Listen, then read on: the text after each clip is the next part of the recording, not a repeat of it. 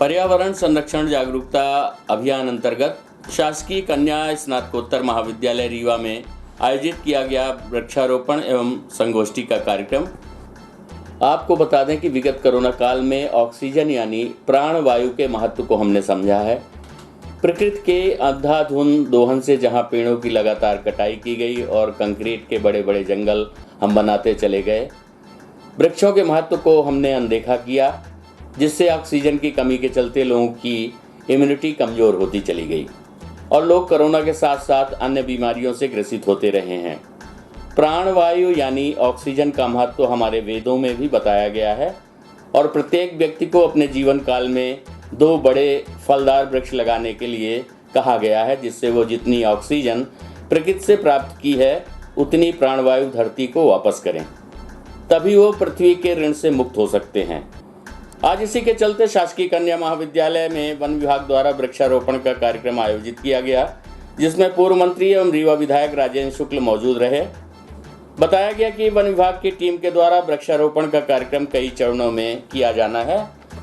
कार्यक्रम की शुरुआत सरस्वती प्रतिमा के माल्यार्पण के बाद शुरू हुई। इस अवसर पर Rewa collector doctor Ilaiya Raja T, कन्या महाविद्यालय की प्राचार्य रीता सिंह एवं एनसीसी की मेजर विभा श्रीवास्तव सहित एनसीसी की छात्राएं भी उपस्थित रहीं, जिनके द्वारा मार्च पास्ट भी किया गया।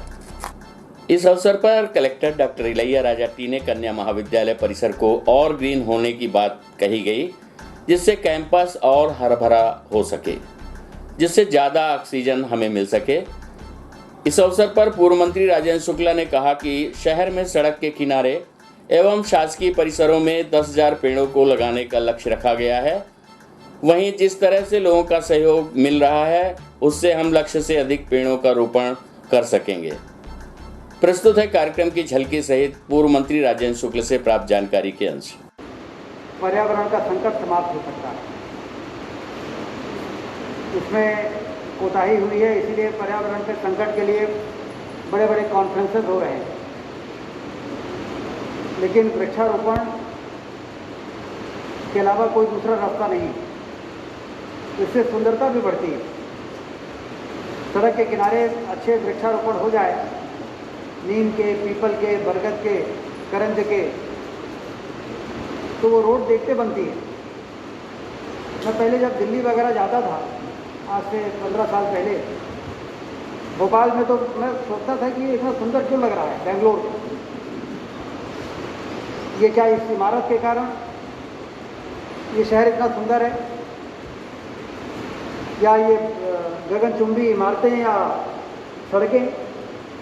बाद में मैंने बहुत बारीकी से बैठ के मैं देखता रहता था, तो मैं इस निष्कर्ष पे पहुंचा कि ना ये इमारतों के कारण, ना इन चौड़ी सड़कों के कारण, बल्कि इन सड़कों के किनारे जो पेड़ लगे हुए हैं, कैंपस में जो वृक्षारोपण है, उसमें एक कोई भी जगह बची नहीं है जहाँ पर पेड़ लग सकता है और लगा ना हो। इसके कारण ये शहर इतना सुंदर दिखता है। और इसलिए फिर मेरे अंदर एक जुनून सवार हुआ, और मैं जब विधायक भी नहीं था तब भी मैं, जहाँ कहीं हमारी ज़मीनें थी, तो पागलपन सवार था पेड़ लगाने का। बल्कि मेरे पिताजी कहते भी थे कि खेत खत्म करके और पेड़ लगाने का काम नहीं कर रहे। तो मैंने कहा कि नहीं, खेत नहीं कर रहे हैं, जो बाकी जगह बची है वहाँ पर पेड़ लगा रहे हैं। उसके प्लानिंग के हिसाब से स्टेप बाय स्टेप मैनर पे अभी किया जा रहा है। मैं जस्ट एक ही चीज़ बताना चाहता हूँ कि अभी जस्ट हम लोगों ने कोरोना महामारी को बाहर की है। अभी उसमें आप लोगों को भी पता है ऑक्सीजन की ना कितनी कमी रही है। तो सभी लोगों की ऑक्सीजन की इम्पॉर्टेंस है ना, तभी समझ में आया कि ऑक्सीजन कितने इम्पॉर्टेंट है। जब कोई कोविड-19 का पीड़ित व्यक्ति हॉस्पिटल में एडमिट होता है, तो पीक पीरियड पे एक एक व्यक्ति का 2-2 सिलेंडर के ना हम लोगों को ज़रूरत पड़ रही थी डेली। जब हमारी मेडिकल कॉलेज में 600 के ऊपर है ना पेशेंट्स थे, टोटल हमारी डेली रिक्वायरमेंट था 1500 सिलेंडर से 1500 सिलेंडर की ऑक्सीजन की ना ज़रूरत पड़ रही थी। महाविद्यालय में वृक्षारोपण का कार्यक्रम किया गया। शहर को हरा भरा बनाने के लिए कितने वृक्ष लगाए जाएंगे? 10,000 का टारगेट हम लोगों ने तय किया था सड़क के किनारे और शासकीय परिसर के अंदर, लेकिन मुझे ऐसा लगता है कि ये टारगेट से ऊपर चले जाएंगे। 12 से 15,000 के बीच में पेड़ लगेंगे, जिस प्रकार से लोगों का रिस्पांस आ रहा है। तो ये इस बार का वृक्षारोपण का अभियान उसी प्रकार से करेंगे जैसे आज से 7-8 साल पहले व्यापक स्तर पर रीवा में पेड़ लगे थे। जन आंदोलन के वृक्षारोपण को जन आंदोलन बनाकर ही हम पर्यावरण के संकट से देश और समाज को बचा सकते हैं, दुनिया को बचा सकते हैं। इसके अलावा और कोई दूसरा विकल्प नहीं है। इसलिए हम लोगों को इस काम में सक्रिय रूप से आगे आने की ज़रूरत है और लोगों को इसको में प्रेरित करने की ज़रूरत है, जो हम लोग कर रहे हैं।